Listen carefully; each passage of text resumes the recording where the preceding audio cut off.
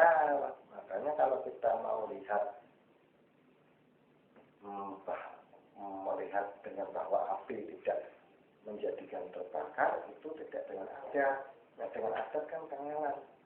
Itu kebun atau jauh setelah bedek kan. Tapi dengan apa? Dengan akal. Maka jangan berpikir. Maka akan menemukan yang sebenarnya. Nanti akan tahu betul.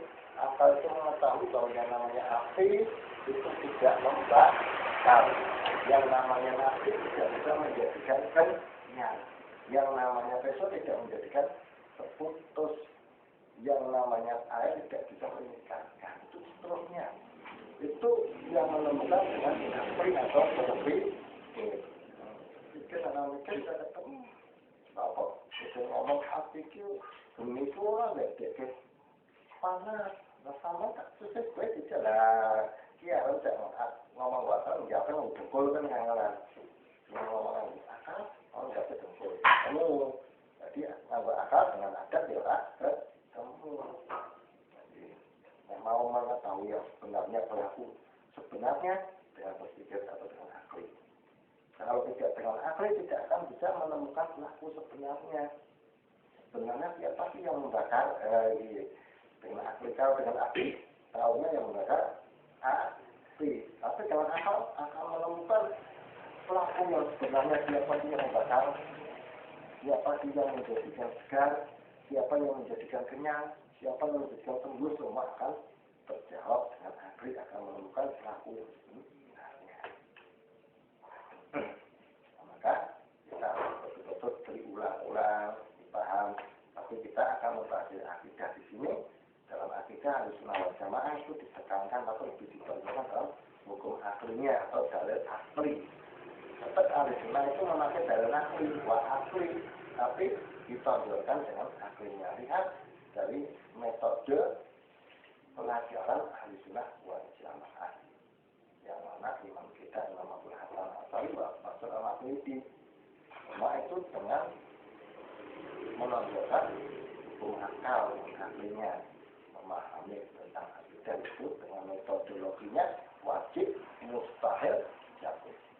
Tapi nanti aku seluruh orang yang berpikir bahwa suatu keyakinan itu dibangun dengan berpikir, dengan pembuktian, dengan dalil-dalil, dengan berpikir. Tanpa berpikir tidak bisa timbul suatu keyakinan. Pokoknya harus ya ini bes, lah, bisa yakin. Oke, ini balik. Yang mana betul banget penting. Kalau jin atau iblis merupakan ini satu.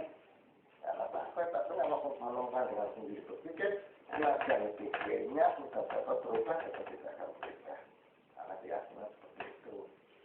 Ini dikhawatirkan orang-orang yang hanya mengikuti katanya orang atau katanya ditakuti atau kata gurunya, nanti itu risikonya besar. Hanya suatu keimanan yang dasarnya katanya. Jadi bisa dikutuk oleh iblis, menyerupai siapa yang ditakuti dan dia menyesatkan. Kita seperti kita sudah Imam-Ghazali kita ceritakan. Nanti kalau mau meninggal itu iblis menyerupai kadang ulunya mengatakan itu. Kamu lagi mau bapak aneh. Ini aku mulai salah saya, aku minta ulangnya dan sebagainya. Oke, yang orang takut ya kita hanya tetap akan mengikuti pada itu ikut yang menyerupai yang ditakuti. Tapi kalau orang yang sudah lepas takut, tidak mau sudah tetap tidak bisa. Karena dia penemuannya akal.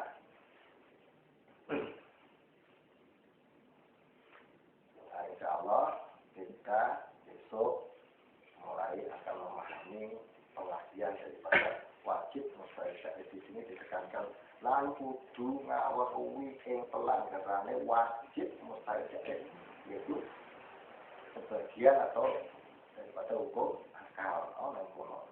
Jadi hukum akal itu tidak keluar dari 3 perkara yaitu hukum wajib mustahil jahil. Karena apa?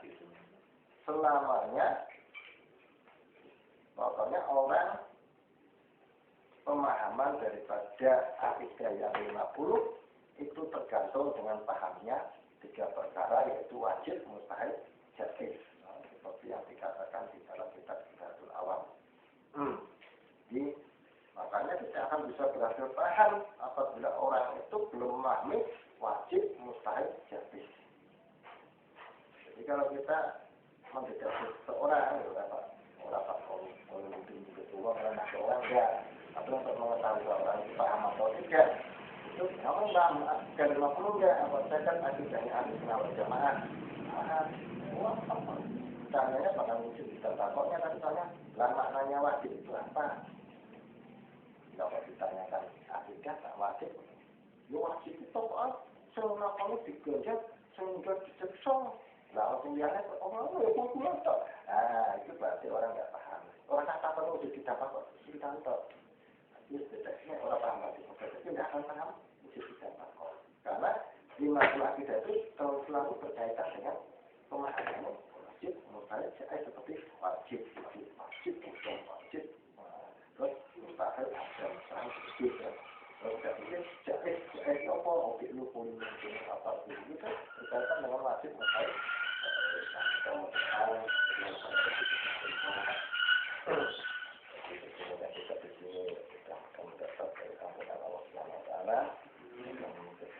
Kita selamat di dunia maupun di akhirat dan akan mendapatkan kebahagiaan yang abadi seperti yang tertera di dalam mukadimah ini atau masuk di asal dalam ilmu tauhid. Karena dalam tauhid itu orang yang seperti buah atau samarahnya yaitu mendapatkan kebahagiaan yang abadi.